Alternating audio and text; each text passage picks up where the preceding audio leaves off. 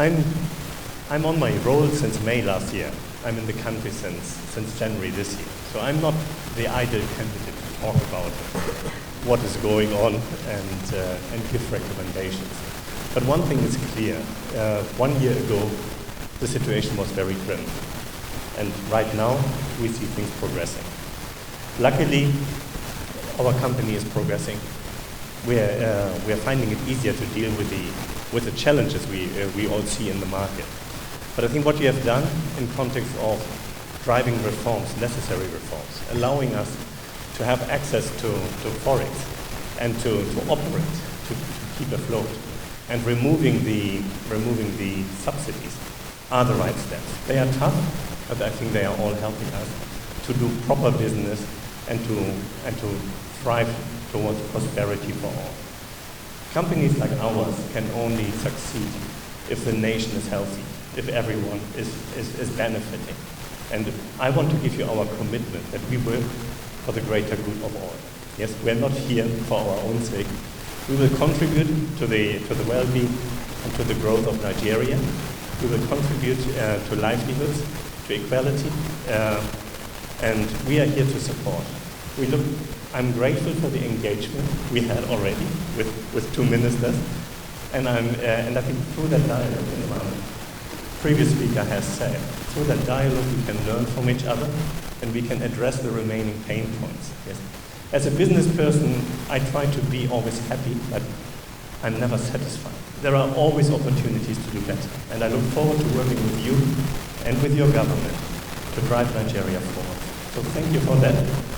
Not thank you for the ambush, it was indeed unexpected, but I hope I did well. Thank you. You have a backbone to transform our country is very, very, very much appropriate and necessary at this time.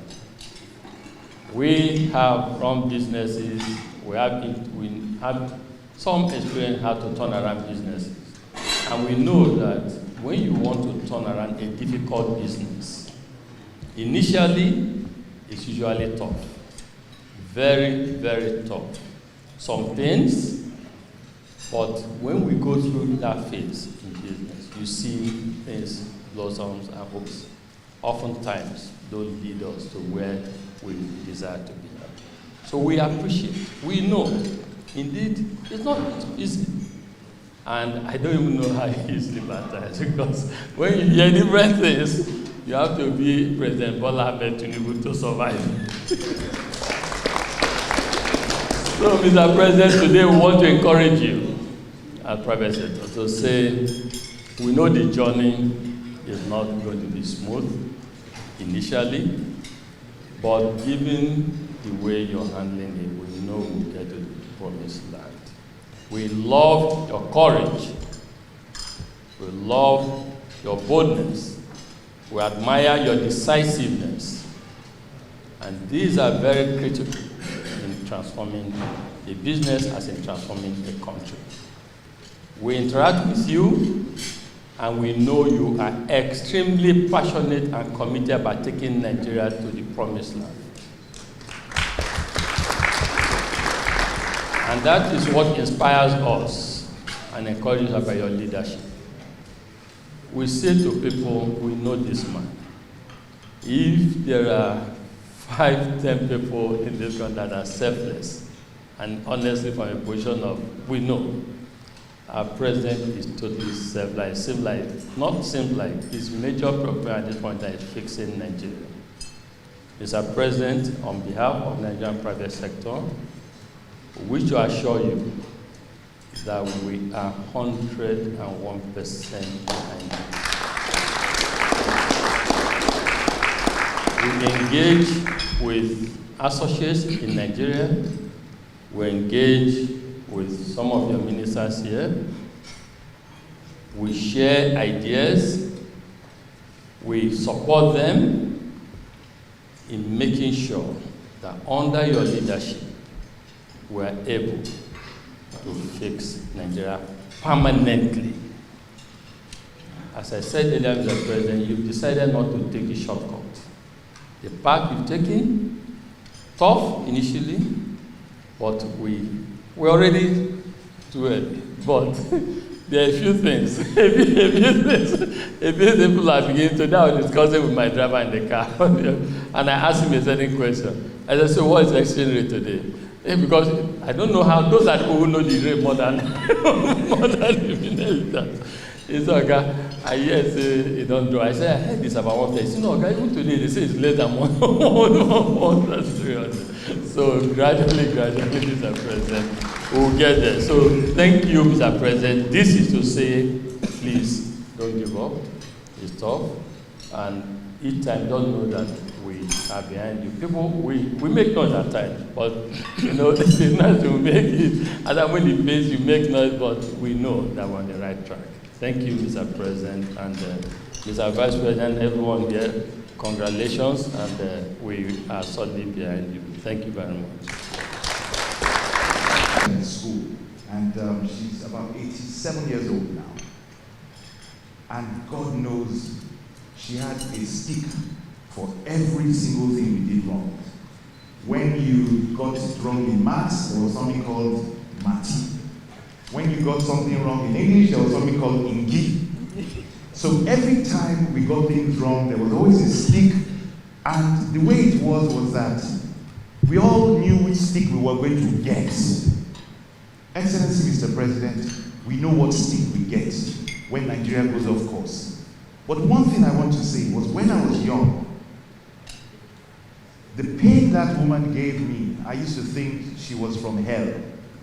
Today, I love her more than my own parents. Mr. President, what you're doing, may it be permanent.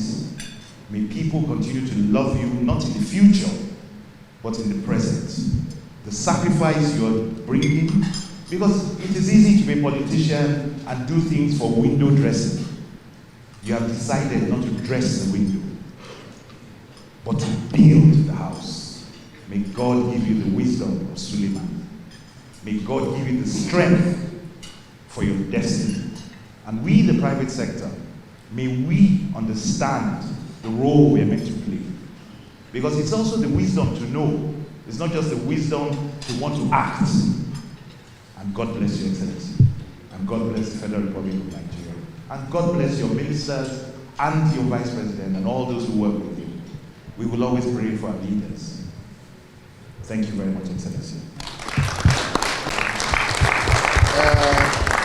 We know that such things like that happen to other countries. But when it comes to Nigeria, we think that's the end. But with Tinubu, I believe that Nigeria will be great. All of us will give him support.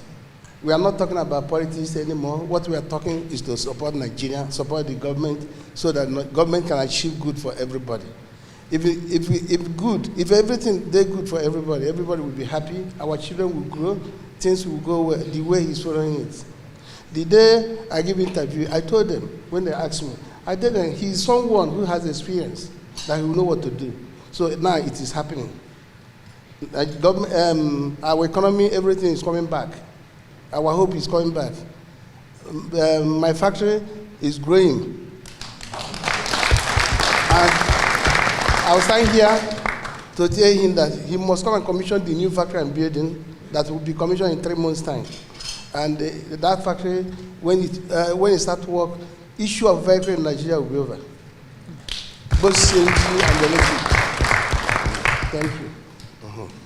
I've not been meeting with Mr. President.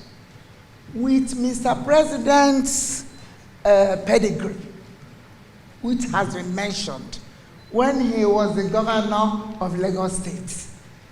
Lagos State grew. Lagos State was loved. And since then, he never gave up. He tried with other, people that took over power from Lagos. And with all the experiences, God gave him the position to be a leader, the president of Nigeria. When his turn has come, because he's a maker.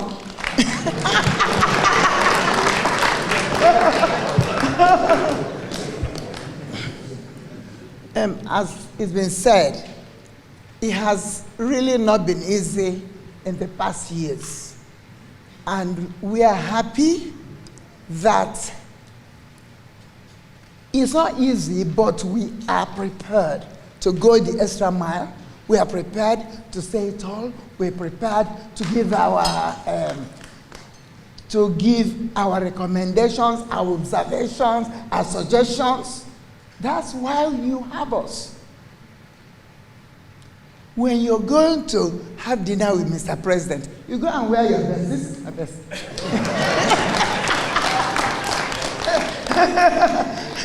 So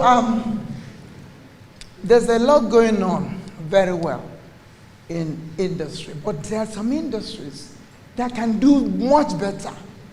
My industry, I think our president can do much, much better.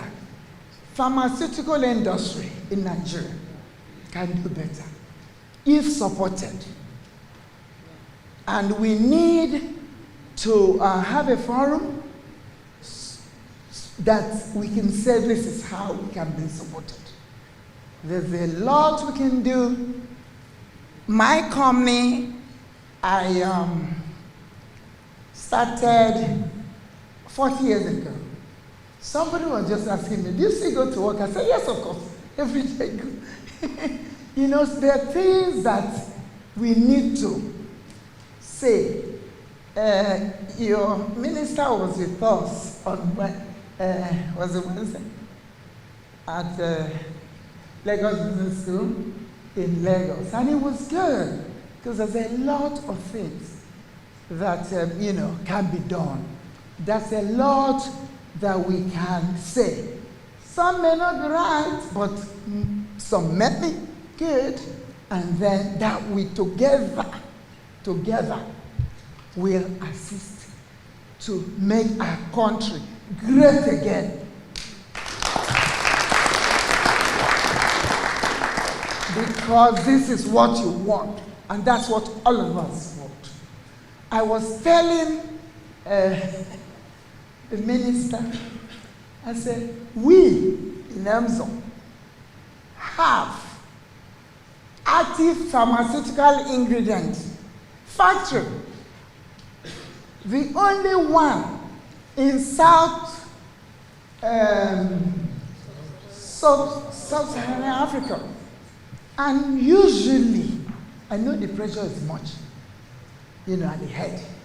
Usually, the government will come back, see how they can, and then it grows from there. Other people will do it. The younger ones are waiting to see what we're doing, So there's a lot. And we thank you for your leadership. And we know, as it's been said by many, that what we went through the past 10 years or 8 years, we did not see as a rock. We used to come, have meetings within Saturdays, but we didn't. But when they called me yesterday, they said, you're invited. They said, where are you going? I said, I'm going to Abuja. I'm going to Abuja. The president is going to be there. And from there, we can start to do things. We can start to make suggestions that will make our country better. You have the good thing in your mind and heart. You're trying, but suggestions can lead to wonderful, things that happen. Because Nigerians are very intelligent people. If you leave them, they do what they like. And that's what you've noticed. If you hold them, show them the way, they do the right things. So I thank you for what you're doing. And I want to say on behalf of all of us, we are ready because we have seen light at the end of the tunnel. Thank you very much for allowing me. They weren't going to allow me to speak, but I was going to speak all the same. you appointed me your minister, and I came into office. I inherited a debt in the decade of gas. And when you charged me to ensure that we have an increase in the flow of gas, I've been working around the clock to see how we can achieve that.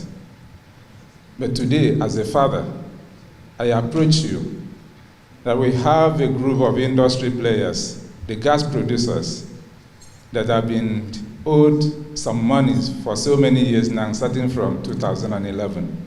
And today, you have graciously, as a father, to make sure you grow the sector. You encourage the private sector. You realize the fact that the private sector will work with your government to succeed. You have approved a repayment plan for the debt that has been owed to these people, and which is very, very important. And I believe those in the decade of gas will go home smiling that the president has looked at their own direction. And when next I'm chairing the meeting, I will be able to speak very authoritatively that the president has encouraged me to do the needful. Thank you very much, Mr. President. God bless us. It's quite exhilarating, really, to see the array of the business community here tonight. And when they say there's poverty in Nigeria, there's suffering in Nigeria, the faces I see here today, resplendent in their opulence and splendor, belies that propaganda. Everybody is shining. But again, our sister Amina said because they are all elite, so they are not impacted in any way. However, I want to just say succinctly that the president's economic policies are undergirded by a political philosophy of progressivism. And that is not a fluke. That is not a happenstance. For some of us that have been with him for decades, we've recognized that. And 24 years ago, when he was celebrating the first anniversary of his governorship in Lagos, I said something which came to be prophetic, because I moderated that event, and I said that for those of us who had known him even years before then, we had seen the streak, a very uncanny capacity to manage, to dream, to envision, to display knowledge, and to back it up with uncommon courage.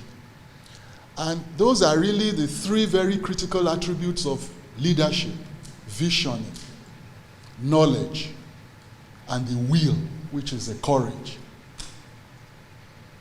And he went on to display all of this, envisioning policies and projects that will last minimum of 30 years. And I'll give an example in Lagos.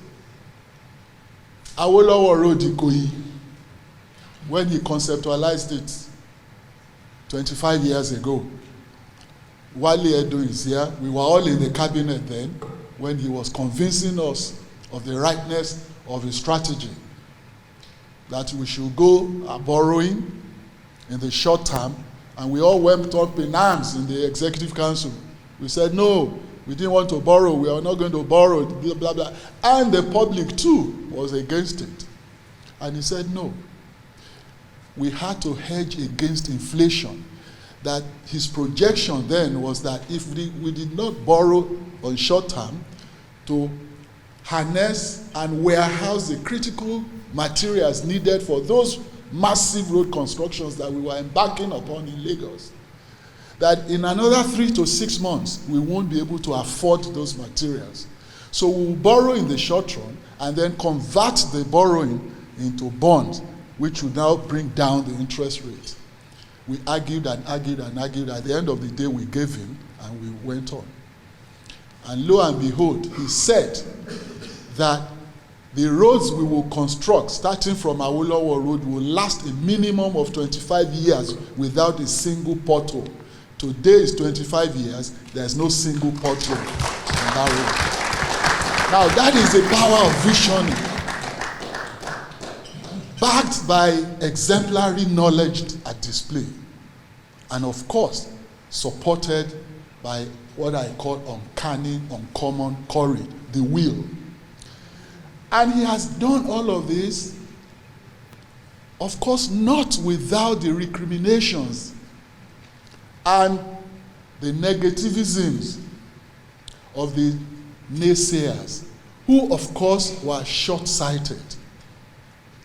And today, when I talk at different fora, including in international fora engagements when I'm marketing the solid minerals as part of the pillars of his diversification projects, I say that restructuring a political economy is not an easy thing. It's not a tea party.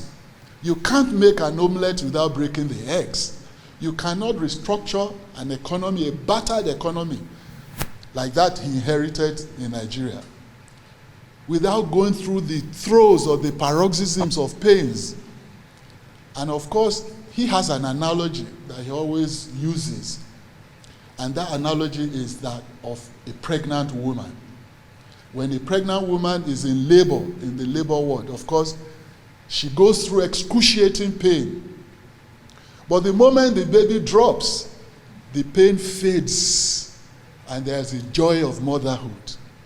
And that is what we are going through in Nigeria today. The pains of restructuring the economy, of diversifying into various sectors.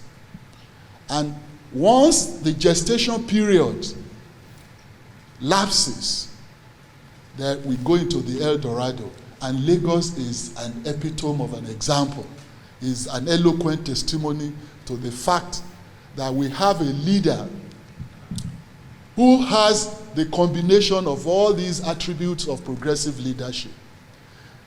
When he was putting together his cabinet, and he spoke about solid minerals, and he said solid minerals is going to be the next oil of Nigeria. And we need to move into it, sanitize that environment, consolidate it, open it up to international and local investors so that it can become a major contributor to the GDP. And that's what informed my own assignment and my own portfolio. And today, I'm happy to announce to you that first of all, we've succeeded in globalizing the solid mineral sector of Nigeria. In fact, a few weeks ago in Cape Town, at the Indaba, it's an annual minerals conference in Indaba in Cape Town, I presented the Bola Tinubu administration's 7-point agenda to consolidate the solid mineral sector. All the African ministers of minerals present there then formed a group which is now called the African Mineral Strategy Group.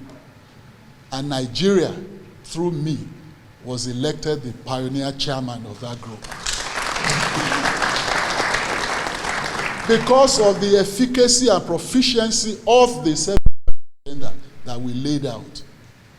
And you've started seeing some of the results. Only yesterday, when the president met with the leadership of the Presidential Campaign Council, 3 people on my table came and said, by mere unveiling the new Mines Marshal, a security outfit that we recently unveiled, even before we started deploying them, that some of the foreigners that were conducting illegal mining in their sites fled and said that, when this government says it's going to do something, it surely will do it. So they fled. And few days after the president's inauguration, you all recall the furore that attended the removal of subsidy, and the labor went up in arms.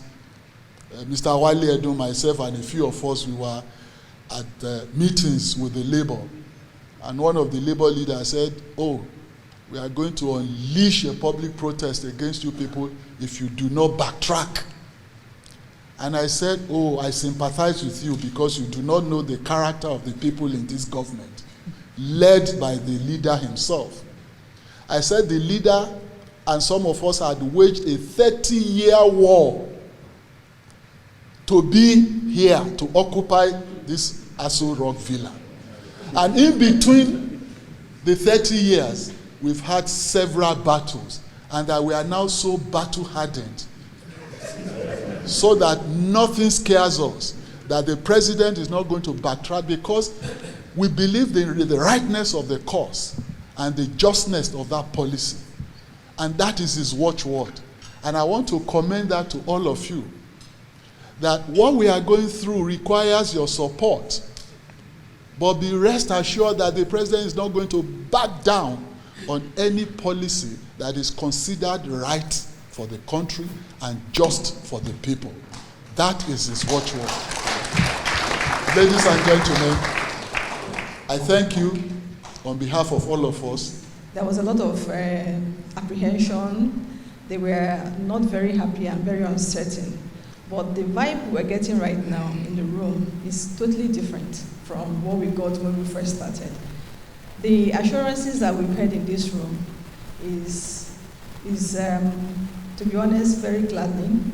And that shows the amount of work that Your Excellency you've done and the amount of belief that the community has in your vision. Your Excellency, you've called them to give them food. You've shared food with them. But more importantly, you've also shared hope. And you've also shared your vision with them. I am very certain that as they live here today, they are living with renewed hope, more commitment, and now they are happier that they will have a listening government. We've been listening to them. Sector by sector, we've been engaging. We've been listening to all their issues, coming back and resolving some of them, the ones that we could, and leaving some that only time could resolve. And I'm glad that they are seeing the dividends of your administration playing out. And they are also beginning to benefit and reap some of the fruits that we promised. Your Excellency, I want to thank you so much. I know that the business community will not disappoint you. They've made their commitment and they're men of integrity and honor. As you've honored them today, I'm sure that they will live to their words to honor you in return. We know that we need them to achieve your 8-point agenda. And giving you the commitment that they've given to you today, you can be rest assured that we will achieve this vision of yours and that we will definitely take this country to that place where you have destined that it will get to. So I want to thank you for organizing this dinner, and thank the business community too for coming. They came on very short notice, and that's a testament to the kind of commitment and doggedness that you find only with business people. And we are sure and we are happy that you will also translate the same into the economic revival that we're talking about and that the president has envisioned. And when we engaged you, we told you some of the plans of the president, and I'm glad that you've heard some of those plans too through the ministers who have spoken. And we told you that one by one, sector by sector, we will unravel, we will remove the bottlenecks, we will remove the roadblocks, and help you to actually achieve your own vision and to catalyze the economy and achieve your full potential. And I'm glad that you have seen it for yourself. Being in this room, like you all said, this is the first time in about 10 years that you've had the opportunity, some of you, to enter Aso Rock. Some of you have never entered before. And this is while we are fasting, while the president is fasting, and while the president is introspecting, because this is a period, Ramadan is a period for introspection, is a period for reflection. And for us to be gathered here to break fast with him, it means a whole lot. It means that you are in the absolute front corner of the president's vision and his agenda. So I want to thank you for coming. Thank you for taking time to be here to have this opportunity with us. Thank you, Mr. President, for making it a mini town hall. I'm glad that they had the opportunity to speak their mind, and you've also listened to them, and that we can only assure them that we'll continue to support them. And thank you again. Thank you. My two brothers have spoken. I want to add that recently I was addressing people on the national TV, and I said something that I remember in 1999, when you came to power as the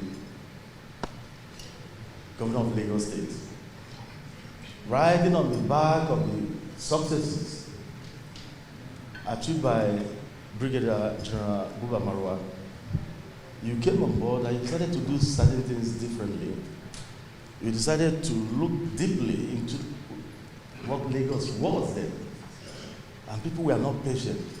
They thought the previous military regime had done enough, or something nobody could surmount. But when you hit the road running, the rest is history today. The Lagos of today owe you a lot of gratitude. So when I told people on television that they should be patient with you, it is not easy. It would have been easier for you to be populist in your decisions. But at the end of the day, the country will continue to go down the abyss lane steadily. But what you've done is to show statesmanship. You are thinking of Nigeria, not of Nigeria of today, but Nigeria also of the future. And we thank you, Mr. President, for this. I have to report to you that the ease of doing business is coming back gradually. It's coming back gradually because you are someone who believes in the private sector driving the economy of this country. The ease of doing business is coming back gradually. I can attest to that. The leadership you appointed in aviation, I know what they did. I know what they did recently. When some civil servants decided to misbehave, they stood their ground and said, this will never happen again. Look at what the High Commission in the UK did. They spread a piece on screens all over London. Everybody felt belonged. You've proved that you are a Nigerian president. You're not a tribal president.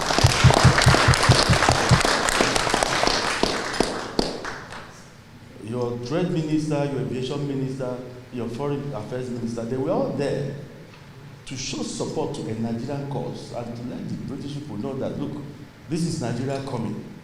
One thing they did to you that is very unfair to you, Mr. President, is that they were charging Nigerians 17 million naira for a 6-hour journey to the UK. And they blamed it on, any time any Nigerian went out there to pay 60 million, they blamed it on President Tinubu. I kept on telling people on television that these are internal and external conspiracies at work, that this is not President Tinubu.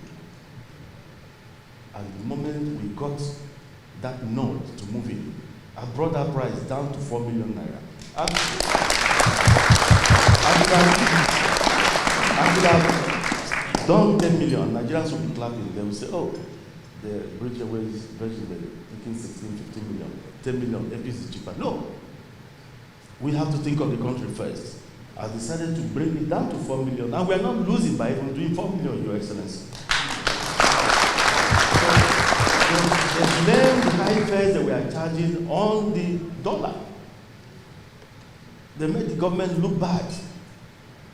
And they even put a strain on the naira, because by the time they take 15, 17 million, they come out with billions every day to chase dollar.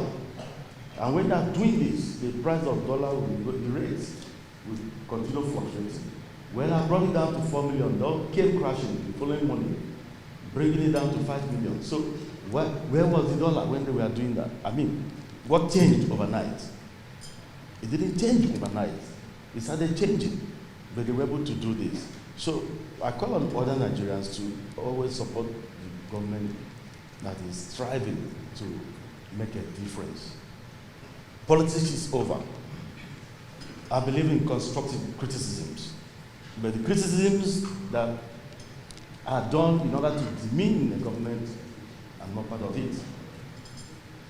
To my brothers and sisters at the private sector, think of what you can do to support him. The only way you can support him is to go to your businesses and try to see how you can bring down the cost of your products. When you do that, it trickles back to the government, and people will continue to believe in the government. I've done my part. God bless you. Thank you for the honor and the opportunity and the privilege to be here. For those who know me, they know that I'm not one that easily praises people, because I come from the private sector. So I'm going to be honest. and to say that, first of all, Mr. President, I'm encouraged by the few things that you have done since you assumed office, the signals that you have set, and the fact that you are communicating with your people. I mean, we had 8 years of where I thought there was a complete blank, no communication, okay? And now we have an administration and a presidency that is interested in the opinion of the people that they are there to govern. And I think that in itself is a huge difference. That's the first thing that I want to say. The second thing that I want to say is also to applaud you as a HR expert. When you're giving feedback, you start with praise. So I'm going to give feedback and to say, I want to applaud you and applaud your administration. I want to applaud your administration for the strong signals you have sent out that this is an inclusive government.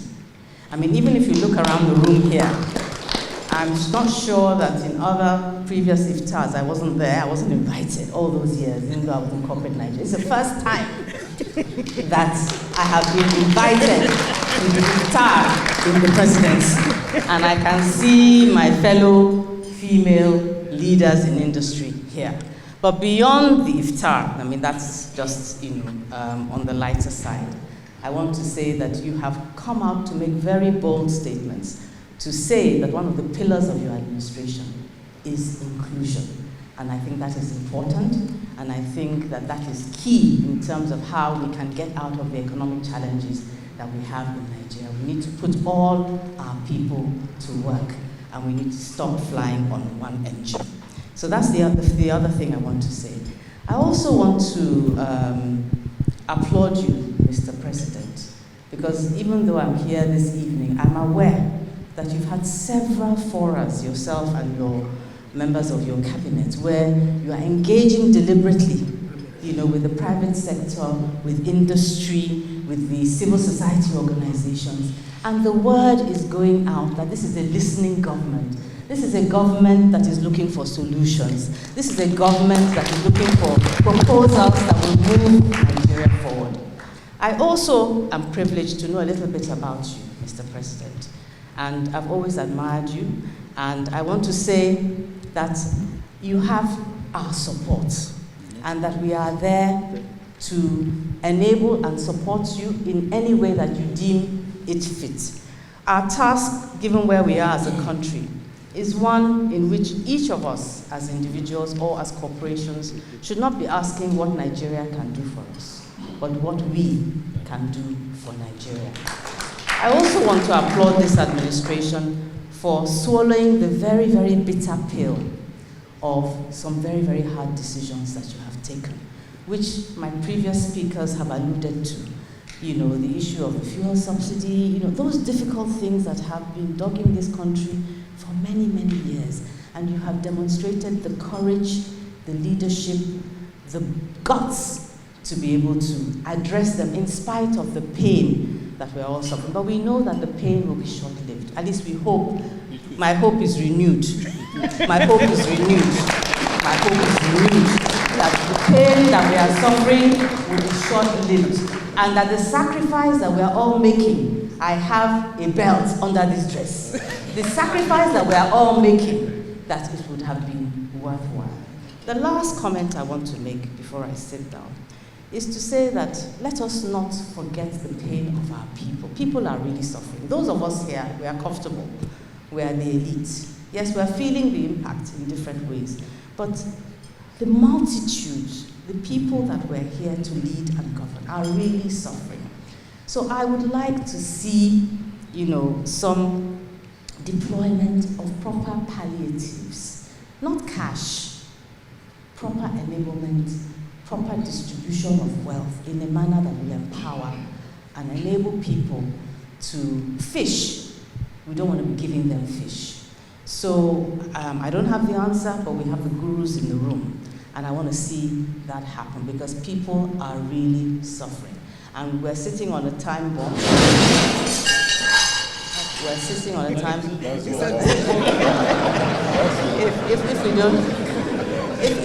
If we don't address the pain of the ordinary Nigerian who are in the millions. So that is something that I would like us to do. And then finally to say that you've started well, you are communicating effectively, your communication machinery I think is robust.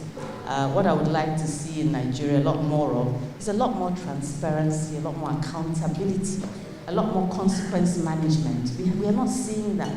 There's been a lot of corruption over the years, but nobody has been prosecuted.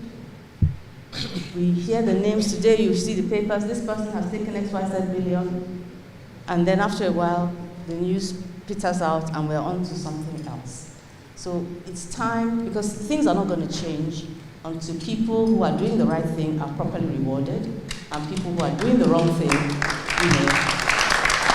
the consequences for their actions. Thank you very much, Mr. President. If I have said anything out of turn, please forgive me. I wasn't expecting to speak.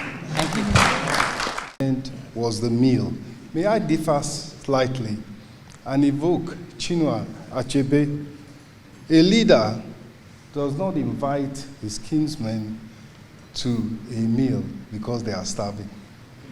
The likes of Chief Kola Jamodu, Mr. Tony Elumeli, Chief Onyama, Chief Mrs. Stella Okoli, Tunde Folawiyo, they are not starving.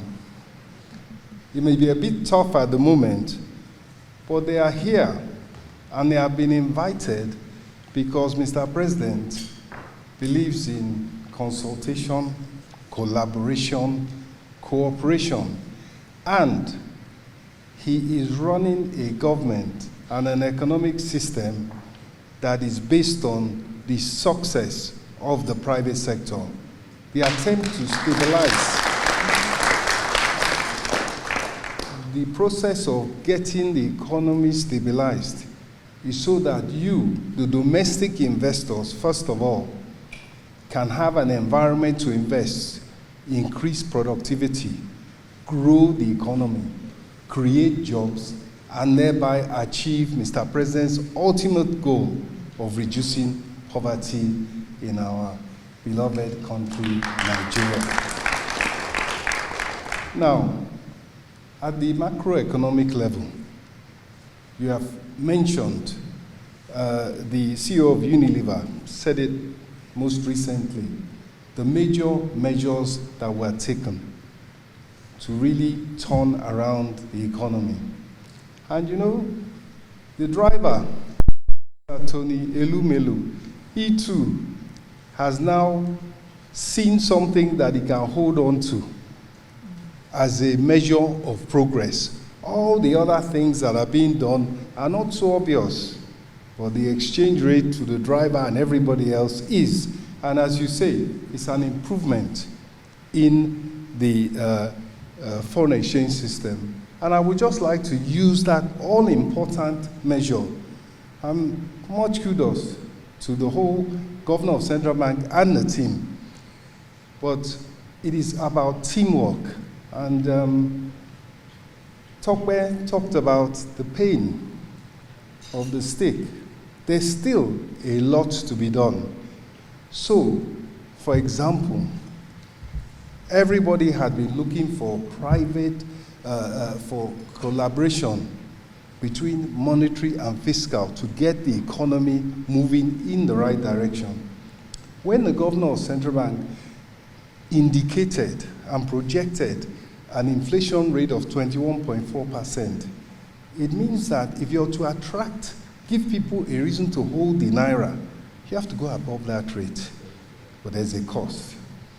In a nutshell, 8 trillion naira in securities was made available so the inflow of foreign exchange could follow at relatively high rates. 1.1 trillion from Central Bank, another 7 trillion from the federal government's issue of treasury certificates and bills. And of course, we have to be ready to accept the challenge of the higher debt service. And it's just an example that the collaboration that we need, what we have to do will have a cost to it, which we must be up for the challenge. Amina, you talked about inclusivity. Mr. President had promised that in making the bold measures that were needed to turn around the economy, the poor, the vulnerable, the weak will not be left behind. And that's why, give or take, our opinion, some people feel that direct payments actually can have an effect if they're well done. There was, apart from helping the agricultural sector, food production immediately through interventions, the next was the poor.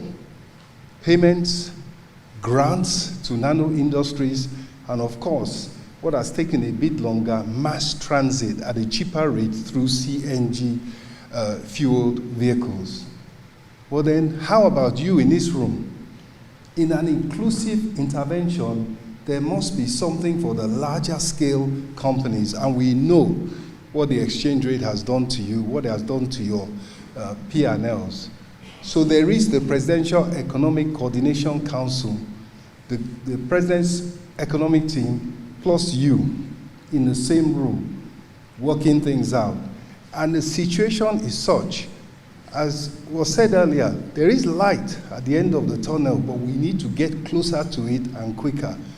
So, in the next 2 weeks, there's an emergency task force made up of the President's economic team, plus the subnationals, the governors, the representatives of the Governors Forum, plus you, the private sector, working non-stop to turn out a plan that will, over the next 6 months, implement measures for the social sector, for you businesses, so that you can get past this difficult stage and start growing again. And of course, in order to keep the faith and do our own bit, the government sector has increased revenue by digitization and application of technology. It has cut expenditure by revamping the process of payments. And in addition to that, it is committed to continuing to reduce the budget deficit, cut ways and means, and so on and so forth. So it is a comprehensive plan, not just one measure here and there. And a major role is to be played by the private sector. And I thank you on behalf of Mr. President for the grueling, robust, hard work that you will do over the next couple of weeks or so. And I congratulate you in advance for the plan to take Nigeria forward that we will all put together in the nearest future. Thank you. God bless. Honorable ministers, industry chieftains that are all gathered here, good evening, everyone. Last week at the Federal Executive Council, Mr. President rolled out an initiative, Renewed Hope Infrastructure, to deal with infrastructure in a bigger way, in a more organized manner, such that the infrastructure deficit consistent with our absorptive capacity will be addressed. But he equally warned in that cabinet meeting that his birthday is coming up and he doesn't want celebration. Those who want at bat or celebration can give to the poor. I think that is profound. But just this evening, not that we are gathered for birthday, light at the end of the tunnel from Stella Okoli, renewed hope from Amina Ayabola, and a crashed airfare ticket to London, I'm sure would be a birthday gift that he will have wished to receive. But since he warned about, but I think that is the kind of thing a leader wants to hear. And it shows that when he engaged with the private sector, both before and after the campaign, they looked at his eyes. And in the mold of Aikwe Armas, the beautiful ones are not yet born, they saw commitment. And they repeated what they saw, and not surprisingly, we are here today in a short time. Mr. President is very clear. He's a person of profound intellect. I'm sure those, Tony has said it, those who had known him before, he's bold, he's a dreamer. He's equitable in the way he's reasoned, a Nigerian to the core, who at once, as Lagos governor, was able to support the dreamers who want to be billionaires, while at the same time, as Alan Oyema said, he didn't lose sight of the other end to include those who, without what he has done in including the allies, maybe Lagos would not have been livable. And that is an experience in inclusion which can serve us today. Mr. President's message is simple. He wants to build a Nigeria where those who believe in Nigeria will be richly rewarded. And I'm sure we are on our way. Starting with the renewed hope agenda is very, very clear. Macroeconomic stability that will support investment, private investment, that will include all, that will create opportunities for all, that will enable us to take our place in the Committee of Nations. Very, very proud with a strong absorptive capacity when he wrote in Financialism, he had the dream of somebody who believes that where Nigeria should be is in trillions coming in, not billions. And I'm sure with what we are seeing from rating agencies, what we are seeing from international institutions, we are on course. And from a national planning point of view, which is the custodian of the renewed hope agenda, and I'm sure that is what you like to hear, is that we stay the course.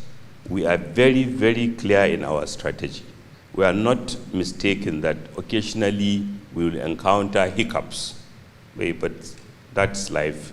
We will overcome them. We have encountered hiccups, maybe the worst ones in the last few months, but we are on our way to a plan-based governance led by Mr. President with initiatives designed to quickly and urgently support manufacturing, support agriculture, support mining, support creative arts and economy, blue economy, all those areas where, given the right attention that they are getting now, can absorb hundreds of billions of dollars of investment and support our quest for double-digit growth where we will be at. So I know that it has been a long evening, but I will end with praying for Mr. President, because one constant personality in the Abrahamic scriptures, Torah, Bible, and the Quran is Abraham himself, Prophet Abraham. May Allah be pleased with him. And his prayer was that may Allah grant him honorable mention. One of the clearest evidence of honorable mention was when Prophet Muhammad sallallahu alaihi wasallam, almost 900 years after Abraham, was instructed by God in the Quran to seek blessings like Abraham was blessed. Mr. President, as you gathered us here today, as you have energized yourself to give leadership to this country, may God give you honorable mention. The organized private sector, I want to say thank you very much. The encouragement and the inspiring remarks are very, very clear to me. Restructuring,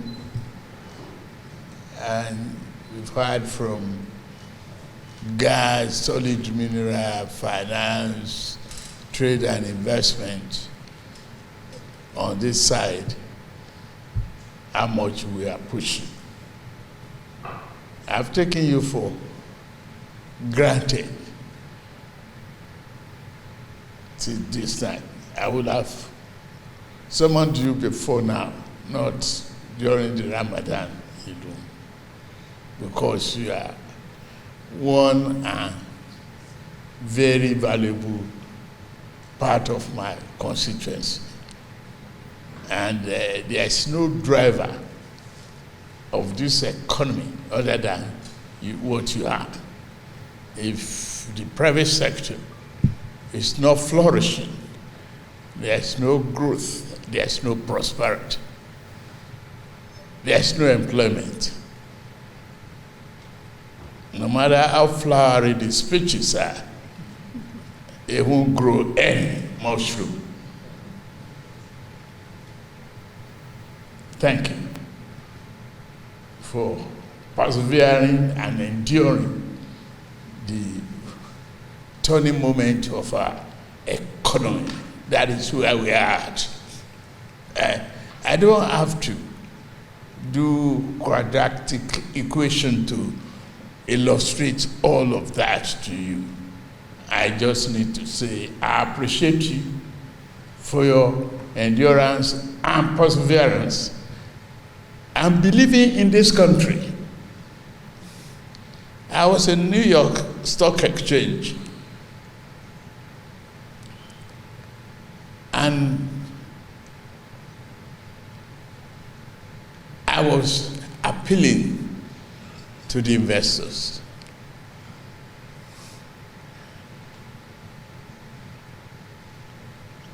At the end of the remark, I said one thing.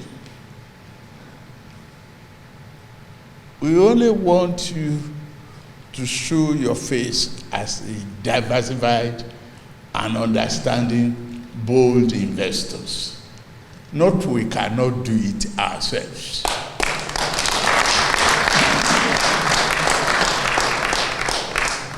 And Tony Elumelu walked up to me, said, "Thank you very much for saying that, making that statement."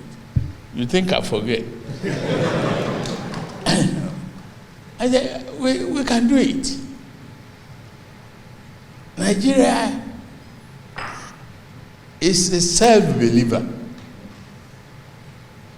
and can always deliver on its own.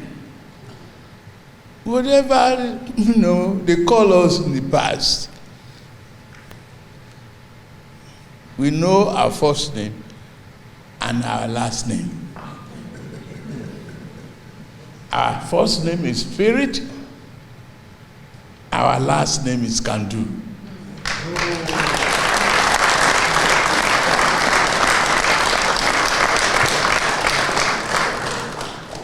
We got to go. We have to do it. And that's why you are here in this room. I drag the time, wanting to listen, to hear you out. We'll call again so that we can embrace the reason for our country. Not because of us, cold food, not that tasty, not because of that meal that you come here, but you want to share with your president. You voluntarily elected me. I campaigned for it. I got it. I have no excuse but perform.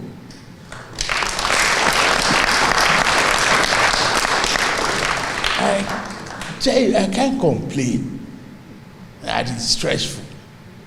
But the joy in it is to see that little child being inspired to take the step, but relate it to the economic changes that we are going through. It's a baby step. And your parents, you know when it is, when that baby is taking the first few steps. And that's what we are doing. so that you guide, you take, you put a shovel, and sometimes you shout, you feel nervous about it all, so that the baby will stand upright, not to fall and bruise his or her elbows or legs, so that it can stand firmly and run the race of life. And that is what I believe we are doing here tonight. I will call you again. I appreciate the gesture, and what you have given to me is very, very inspiring to move on, cut the cost, twist the bends, summon courage, and behave rightly. Save the money, but push the economy. We will be there. There are some countries that have failed. There are some countries that have succeeded. But in your time, in our time, in my time, all of us must work together to succeed. Thank you very much.